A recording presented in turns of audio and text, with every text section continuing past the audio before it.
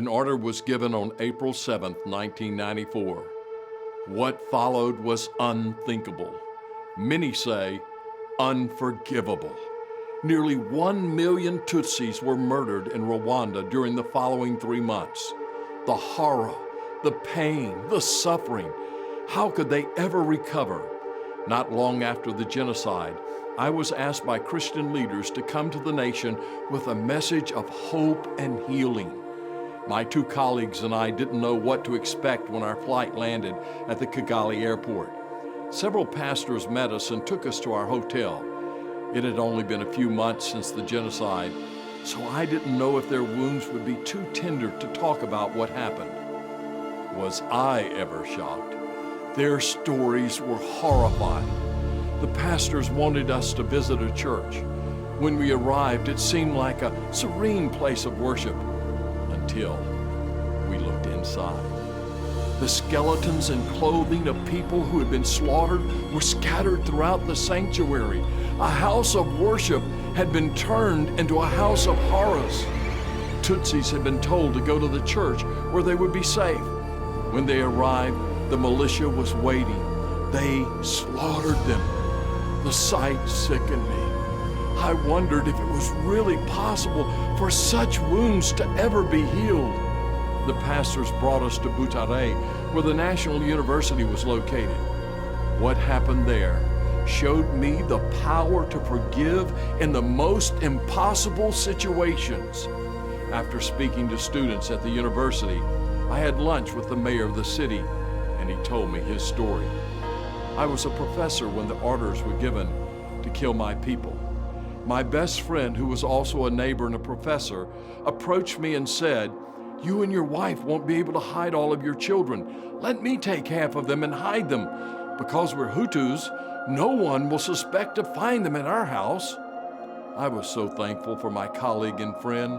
I sent half of the children with him. But when he had them in his home, he called for the militia.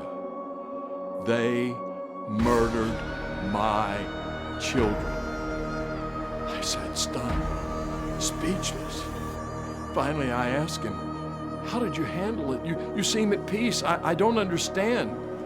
What he said next shook me from the top of my head to the sole of my feet.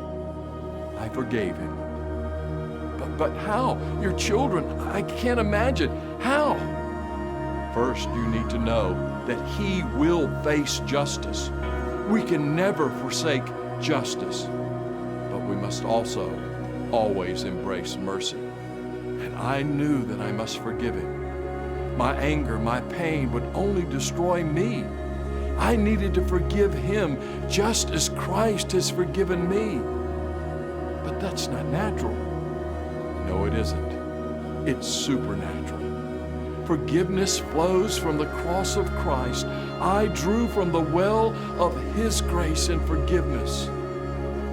After I left the mayor, I spent hours thinking about what I had heard. I realized what I needed to say to the thousands of traumatized people. Healing begins at the cross of Christ. It was our sins and failures that put him on the cross. As I meditated on the cross, a thought struck me like a bolt of lightning. I murdered the pure, innocent Son of God. He could have called 10 legions of angels to take him off the cross, yet he died for me. He took the punishment for my sins. It was my sins that put him on the cross, and he forgave me. He placed a well of forgiveness inside me. It doesn't matter how deep the hurt runs or how horrible the injury is.